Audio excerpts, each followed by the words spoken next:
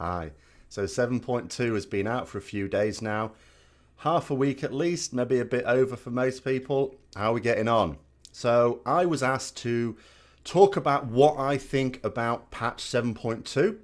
So this is what I'm going to do. There are some features in it which I really like. There are some features which I like less, and there are some features which are sort of good but not quite right. So let's get down to it. In terms of the key things, I'm not going to go through a full list of everything that's come with patch 7.2. I'm just going to focus on the things for which I have an opinion one way or the other. So get a couple of quick-fire good features out of the way first of all. I like the fact that there is an increased amount of artifact power dropping from the raid bosses, at least in Nighthold. This is... I liked the fact that in the previous patch they introduced the idea that Nighthold, after a bit, would start to drop tokens for artifact power. I always thought it was mad that we only got them on an RNG basis. Artifact power, forget about the mechanics of why it's in the game. It's supposed to be something to empower your weapon and by extension your character. It's the key driver of making your character more powerful during Legion. How insane was it that you got so little from doing the hardest PvE content in the game? It was a lunacy. So when they introduced it, so it was guaranteed to drop from bosses in Nighthold, that was a big plus. Now that they've increased the amount that it drops, that's a bigger plus as well. We should be getting a higher proportion of our artifact power from there. It's also getting us to do the easier levels where we might not have ordinarily, although that's a double-edged sword as well, because it means we're potentially less likely, or we have less time, some of us who have limited time, to actually do the easier levels on our out. I would like to do like Nighthold normal on my Hunter. Probably not going to get to do that this week because I've done it on my main in a group there. Ordinarily I'd have gone, oh, I'd actually like to bring my Hunter along instead, because of course I want the artifact power on my main. The other thing is the Nether Shard vendor for gear. I'm thinking now of less geared players or characters that have perhaps only just dinged, or you've come late to Legion and you want another catch. You can catch up to a certain extent without these Nether Shards, but the fact that we have these, and it gives you a reason to keep getting them because of Titan Forge system, is a really positive thing. It's not new. We've had this for a few expansions now, whereas at some point you just get to farm some stuff to get some catch-up gear. But this is a much better system because it's targeted, whereas on Tanan Jungle, a lot of the drops were RNG, so you could sort of turn in some currency to get it. That was it's all been an extension, hasn't it? Timeless Isle, you just got those tokens. Whereas now it's like you've collected your Nether Shards. All right, I want that piece. I want a trinket. I want a ring. That's all really positive and a really good reason to get people of a lower item level into the new zone, get them doing stuff there as well. Really like that. Now, there is one feature which is both good and bad, and I talked a little bit about it in my WoW Flash on Friday, and I was just, what I was going to say about it here was going to be a slightly different focus, but the reaction to it has been extraordinary, and I'm going to have to talk about this, not too much length, I don't want to waffle on too much, but it is the item level scaling on the Broken Shore. And, you look at forums, and I can think of no other word for it. The reaction is extraordinary. It's a really great feature that was just cocked up. The chief cock-up for the item level scaling, first of all, I'll explain why it's a really good feature. You have got this new zone, you want players to go onto it.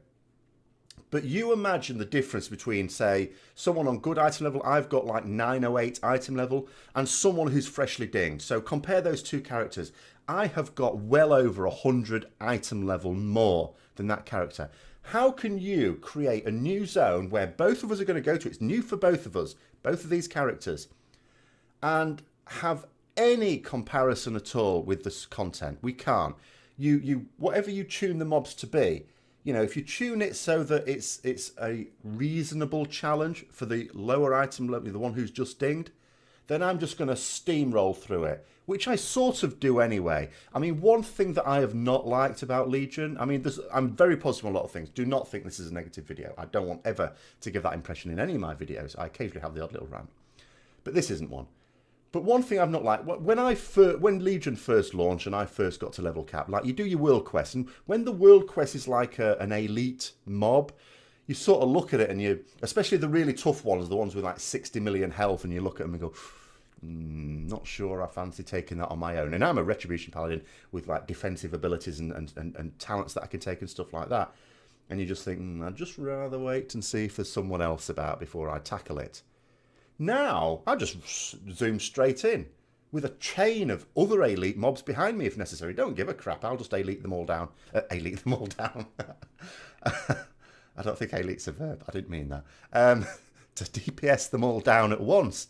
Don't give a crap. I don't care what I'm training to it. I'm just trying to get to that mob because that's my world quest. If the others pull back, I've gone too far, and they go away, that's fine. If they stay on me and I've got to AoE them all down, I don't care because I'm not going to die. Don't give a monkeys. Even when I went on the Broken Shore, you come up to a mob like this and you sort of get the feeling I'm not supposed to do this on my own. But I do, because I know I'm going to be able to survive it. I've not even taken particularly defensive talents. I could take talents that help me be much more survivable. Didn't bother, don't care, not going in.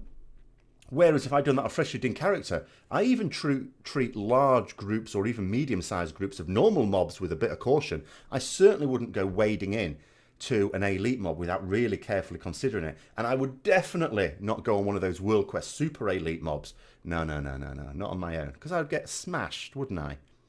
So to create mobs, yeah, so if I make it, you don't just want to, it's boring as well. And also there's another downside. You think what it's like when you're doing these world quests on the Broken Shore and you've got to kill so many mobs. So you go up to a mob and you go up to a mob and someone else is attacking it. Well, if high levels can just steamroll through it, you know that you can't get to it in time. You can't even tag it. So this open tag system in Legion, which is a really great feature, becomes almost redundant in that situation. And you're looking around, whatever mobs there are, you can't kill any mobs because some arsehole like me is just going around smacking everything in one shot. Just go around with my divine hammers, just not even targeting things, just walk through them, they're all dead. We can't have that. Now, if we make it a reasonable challenge, so it at least takes a few seconds for me to kill, the one who's just dinged, not even 800 item level, has got no chance. Absolutely no chance. They'll get slaughtered. So it's fairly obvious, with this huge disparity of item level, and you could sort of argue, why is there such a big disparity in item level? And the answer is fairly straightforward in my view. It's because we have so many tiers of the same content. With raids, you have LFR, and you have normal, and you have heroic, and you have mythic. And the baseline item level has always got to be significantly better between them. And then we have the added layer of Titan Force, so that even mythic can go like nearly, well, in some cases, 20 item levels higher. So it expands it all. So for every tier of content, it's an expanded bracket of item level. And you stack up these. So we've now had it for Emerald. Well, we first of all had it for normal, heroic and mythic dungeons, and then we've had it for Emerald Nightmare, then we've had it for Trial of Valor to a lesser extent, now we've got it for Nighthold, and it's only going to get worse when Tomb of Sargeras comes out, and then whatever is the final raid tier when we go to Argus in 7.3. So this is the obvious solution. There was nothing else they could do. They couldn't just not do item level scaling. In fact, the main reason I'll criticise Blizzard, I'll come to it now, is because they didn't tell anyone. So it wasn't actually tested, because that's the only thing wrong with the item level scaling.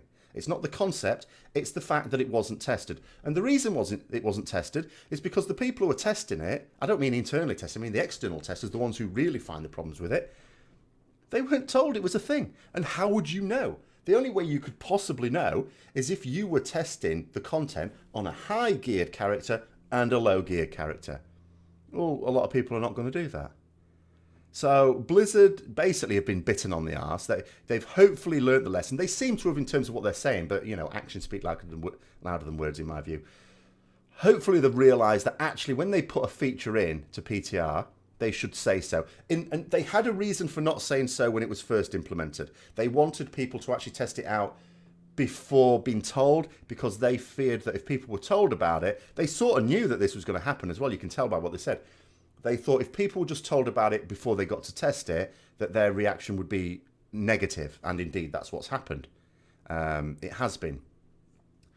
But, and I think they conceded this, leave it in for a few weeks. But as soon as it becomes clear that people are not aware of it, they should have then said. Now, what they said to that was they thought that the fact that people weren't talking about it meant that they were fine with it. It's like, when has this ever happened?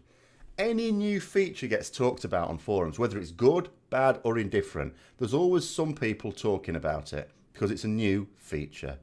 So when no one's talking about it, surely that should have been obvious. It's because no one knew about it. Anyway, let's go on to the next bit. But yeah, I think it's a really great idea. It's, in fact, not just a great idea, it's an essential idea. They have to do this because it's just going to get worse, because that item level difference between freshly dinged and top level we're only halfway through, a little over half, maybe. We've got 2 more raid tiers to come, 2 more Sargeras and whatever is on Argus. The next one is about the new heroic dungeons. Now, this isn't the new dungeon as such. I still haven't even done Cathedral. I am dragging my ass on that. I didn't do it on PTR. I've signed up for a few random since, but I haven't got into it, and I could just target it specifically, and I'll probably do that next weekend if I don't get it in the meantime. Very poor, isn't it? Someone who comments on World of Warcraft and likes PvE hasn't even done the new dungeon. How stupid do I feel? But I have got it via the random LFD into a Karazhan lower group and a Court of Stars group. Now, let's take these two separately. Now, Karazhan, of course, when it first came into the game, was just this thing for Mythic, and not Mythic Plus, just Mythic, because it had this. It was like a raid in a dungeon type thing, and it suited that. I'm going to say straight away that I've not been a fan of the new Karazhan in any format, so I'm going to try and be objective here rather than just colour it with my opinions. But when I got into that lower level Kara heroic, there's 2 things about it that may make it not quite fit. One of them is, when high levels like myself now are getting into LFD, we sort of expect it to be a quick run through. I'm just trying to get my like 500,000 AP from it. Now, I'm not saying that should be the way. I'm not complaining the fact that it's not like that. But it doesn't quite fit the normal mode of a dungeon that you can just blast through in a quick pug where you don't even talk to each other. Because it's a more complex structure. It is a raid structure. I mean, it's based on a raid, of course. So it's got that sort of raid structure where you've got to think about where to go. But the one big issue I have with it is we were doing it. We did the bosses. We did the opera event first, and we did. What do we do next? Maiden, I suppose, next. Can't remember. But what I do when we get to Morrows, and on Mythic Plus, you just jump down to Morrows over the balcony. We're trying to do that, can't get over. It's not obvious why we can't get over as well. There's nothing there indicating why we shouldn't be able to do it. But we collar it's an invisible wall. Then we go down the stairs, and then we see exactly why we can't get over, because now it's obvious. Where you'd normally go into Morrows if you weren't jumping over balconies, there's a big blue screen. It doesn't want us to do Morrows just yet. And it is the last boss. And you look at the list of bosses, sure, okay, it's indicated as the last boss.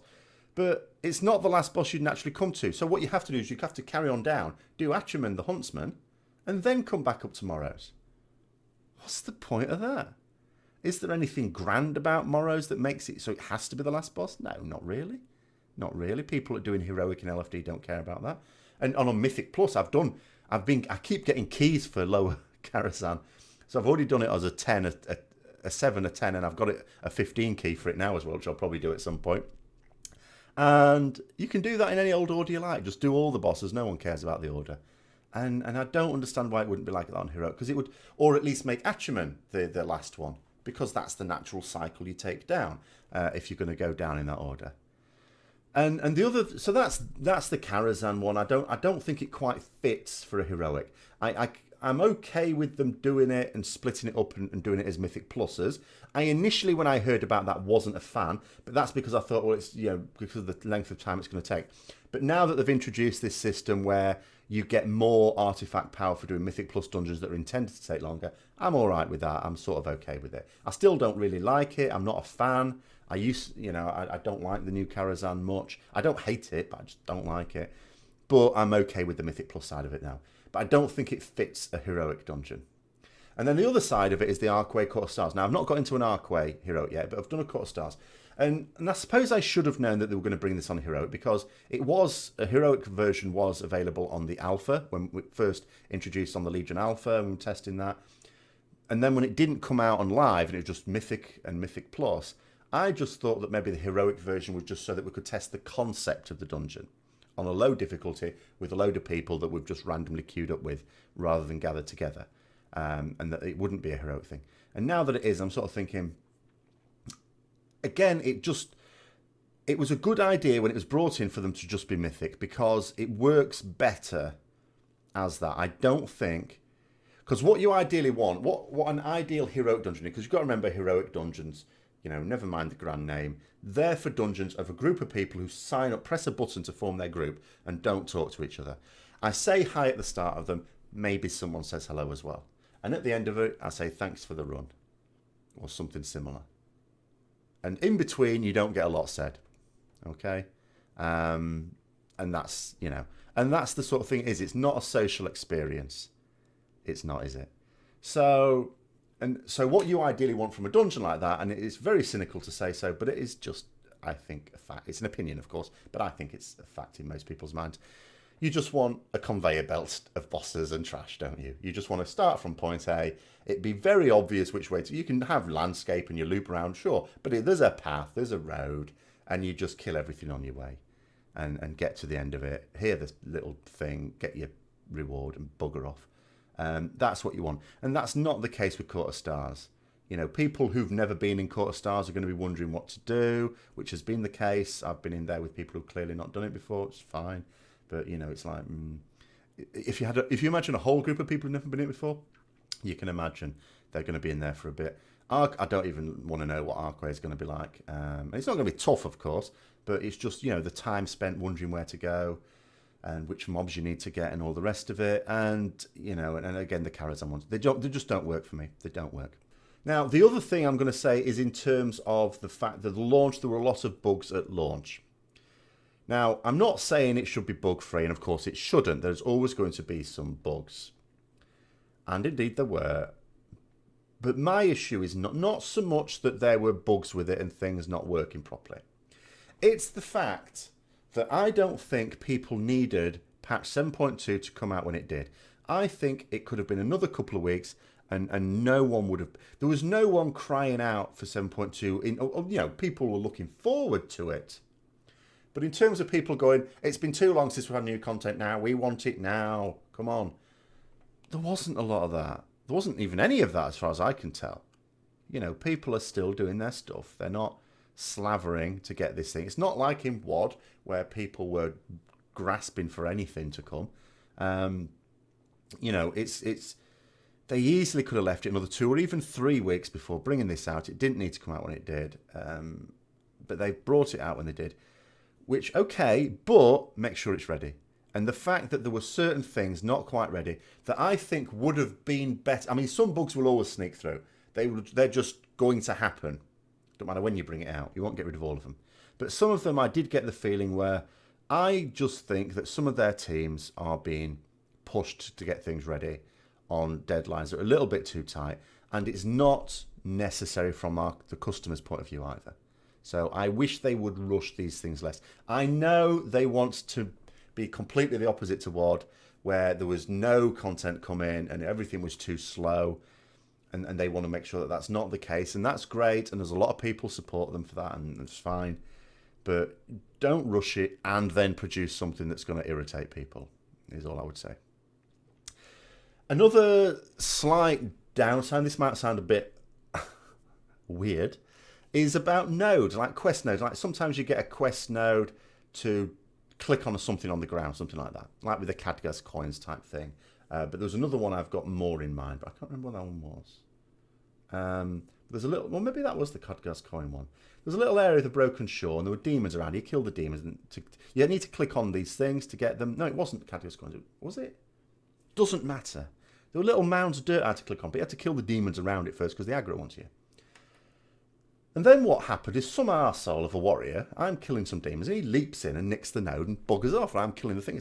It's like the old days of mining when you're killing all the mobs around it, and then some pillock comes along and nicks it, and you're like, you bastard. Now that's gone from professions, because for mining and herbalism, if someone takes it, it's fine. If you're killing the mobs, well, it's fine, because it's still there for you as well. It's there for a certain amount of time, and as long as it doesn't take you longer than that amount of time to kill the mobs you still need to kill, then you're okay. And it would be polite, of course, for the other person to help kill the mobs as well, of course, unless they're the opposite faction, I suppose. But that's okay. So you don't get that problem with, oh, I've killed the mobs, why have you nicked them? And no, it doesn't.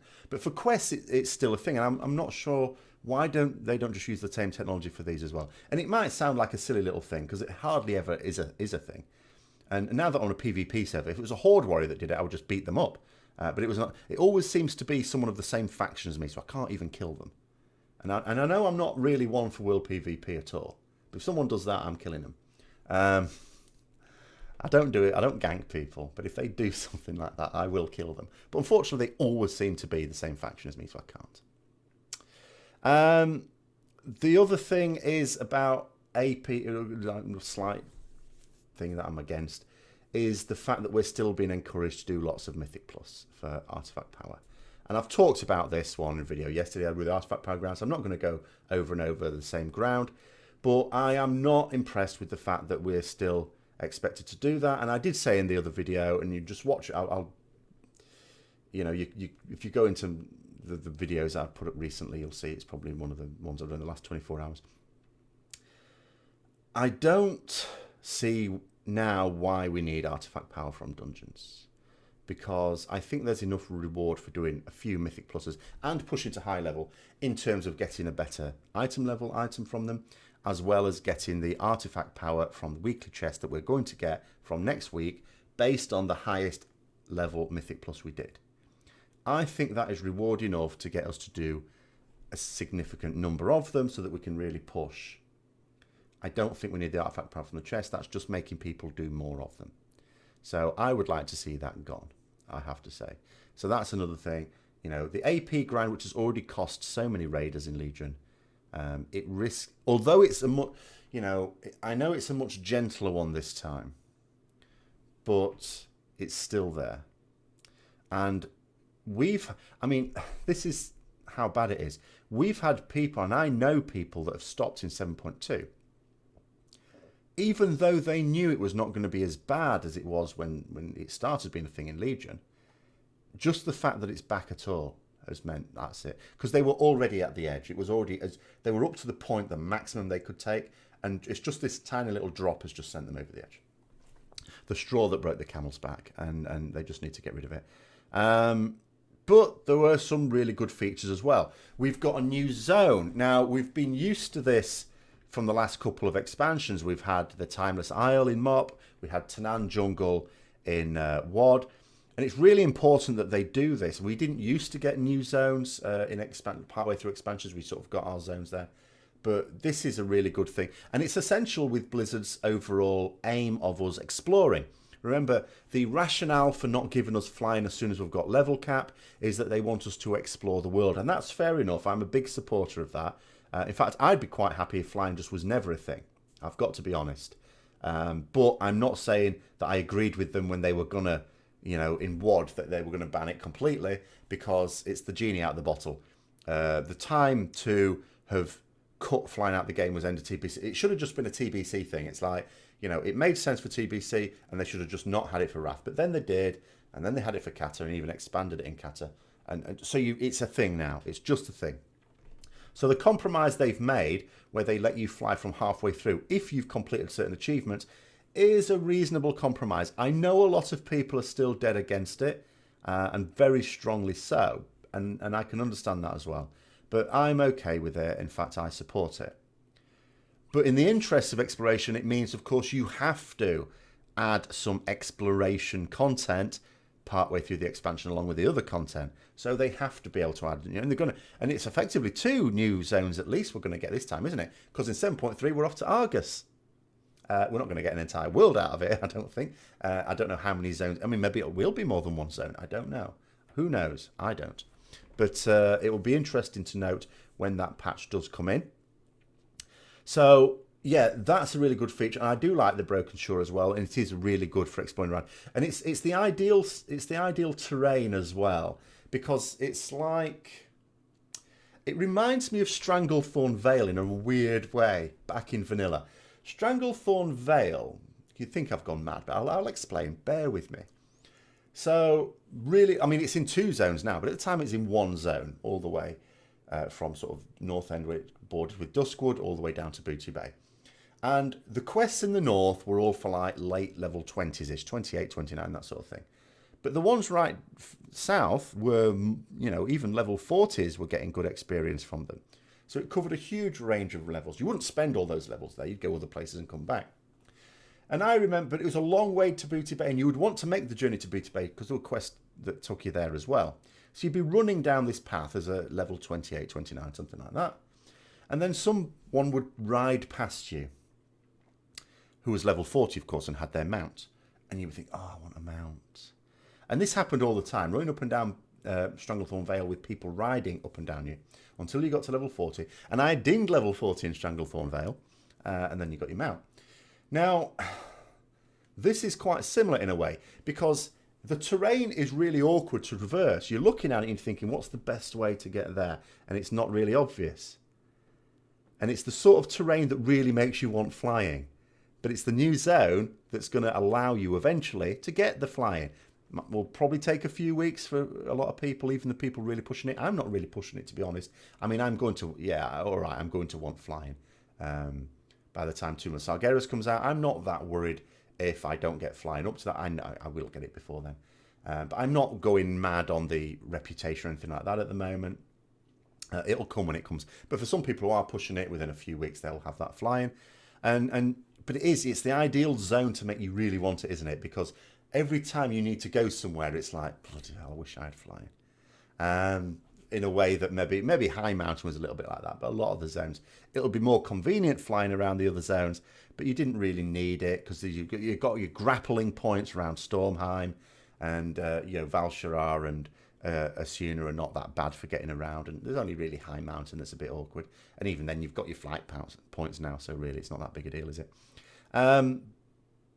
So that's really positive as well. Now, in summary, I think what I would say, and I'm going to try and not make this sound all that negative in light of the way people have reacted, because I don't think 7.2 is a bad patch, but here's where I think there's been a shift in what patches are about. It used to be the case that a major content patch like this would bring with it a new raid, because ultimately this game is a PvE game. It has PvP in it, which I don't think is very good, but that's my opinion. But it is largely PvE. You can tell with MMOs. Some MMOs are clearly PvP orientated. They have PvE as well. Some are clearly PvE orientated, even though they have PvP. And this is a PvE one. And the raid content is their premier content. It's the content they almost never cock up as well. Even in WoD, the raid content was really good. Now they've deliberately made the decision, and there's sensible ideas behind it, to dissociate the release of a raid from the release of the patch. And there's a couple of good reasons why. One of which is they don't want, if let's say something's not quite ready with a raid, they don't want people waiting for that new content. They want to be able to release the patch with the overall new things in it, if that's ready to go, even if the raid is not. And that makes sense, and that's fine. But the other thing is they are introducing new... They don't want to introduce too much at once because it changes the game. They've brought things out in 7.2 that change the way we play. For some of us more subtly, for some of us in a big way. New artifact traits and all the rest of it. And then if they brought out a new raid as well, there's new set bonuses and things like that in it. New sets of gear, new trinkets, people want to know about those. It's information overload. Okay? So that side of it makes sense. However, because raids are the premier content, when you don't bring it out with the major patch, it's almost like, what's the major patch for? There is clearly a lot of content with 7.2. This is nothing like WoD, where they brought out a patch and it was like, what's this? But it's a patch that is heralding something. And it seems strange to me that your 7.2 is the patch that is basically saying, look over there, that's where we're going. And it'll be the 7.2.5 that is the thing we're going to, the destination.